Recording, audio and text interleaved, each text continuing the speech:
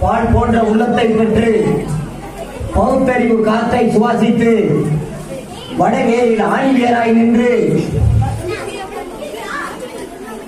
தோழியாய் கழகத்தில் தொண்டாற்றிவிட்டு தொலை தூரம் சென்றாலும் மடிவாய் எங்கள் மனங்களில் வாழ்ந்து கொண்டிருக்கிற ஐயா VS பால் அவர்களை முதலில் வழங்குகிறேன். சிறப்பு வாய்ந்த மாலையில் நடைபெற்றுக் கொண்டிருக்கிற நினைவு நாள் நிகழ்ச்சியினுடைய தலைவர், மதிப்பிற்கு மரியாதைக்குரிய தெற்கு ஒன்றிய கழக செயலாளர் அருமை சகோதரர் பிரபாகரன் அவர்களே, ஒன்றிய பொதுக்குழு உறுப்பினர் அருமை சகோதரர் முருகேசன் அவர்களே, மற்றும் வடவேர் முன்னாள் ஊராட்சி குழு உறுப்பினர் அருமை சகோதரர் சுப்பிரமணியன் அவர்களே, மற்றும் கழகத்தினுடைய மாவட்ட ஒன்றிய முன்னாள் இந்நாள் பொறுப்பாளர்களே, நிர்வாகிகளே, இங்கே வருகை தந்திருக்கிற திராவிட இயக்கத்தினுடைய செயல் வீரர்களே, பொதுமக்களே, நாளை வளர்ந்து மனவீச இருக்கிற மாணவ கண்மணிகளே, வருகை தந்திருக்கிற அத்தனை பேருக்கும் வடவேர் கிளைக்கழகத்தின் சார்பாகவும் ஒன்றிய இலக்கியனின் சார்பாகவும் நன்றி கலந்த வணக்கத்தினை தெரிவித்துக் கொள்ள கடமைப்பட்டிருக்கிறேன்.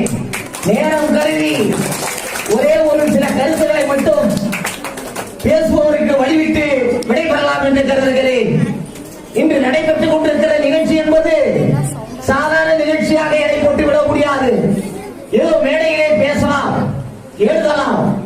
ஆனால் இந்த நிகழ்ச்சி 1988 கிட்டத்தட்ட இன்று வரை எத்தனையோ இயற்கை சீற்றங்கள் நடைபெற்று இருக்கிறது.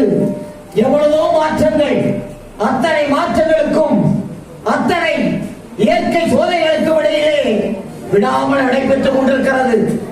இன்று கேட்கப்படுகிற ஒரு சில தற்குறிகள், அரைகுறை வேக்காடுகள் என்ன சொல்கிறது என்று சொன்னால், திராவிட இயக்கம் என்ன கிழித்தது, திராவிடம் என்ன செய்தது என்று கேட்கிறார்கள்.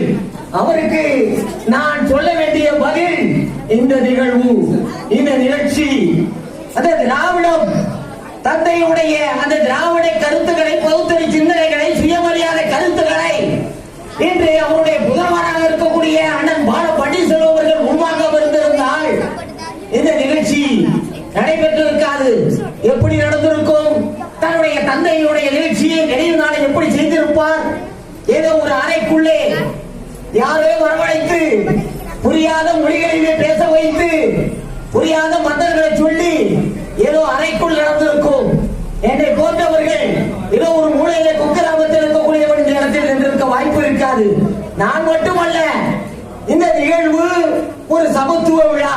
அந்த நினைவு நாள் நிகழ்ச்சியை பள்ளிகளுக்கு பரிசுகளை, மாணவர்களுக்கு பரிசுகள் கொடுத்து இந்த ஊர் மக்களை எல்லாம் சிறியவர்கள் முதல் பெரியவர்கள் வரை அழைத்து வந்து சமமாக உட்கார வைத்து உணவளித்து இந்த விழாவை சமத்துவ விழாவாக, பகுத்தறி விழாவாக, சுயமரியாதை விழாவாக செய்து கொண்டிருக்கிறார்கள் என்று சொன்னால் இது சாதாரண விஷயம் அல்ல.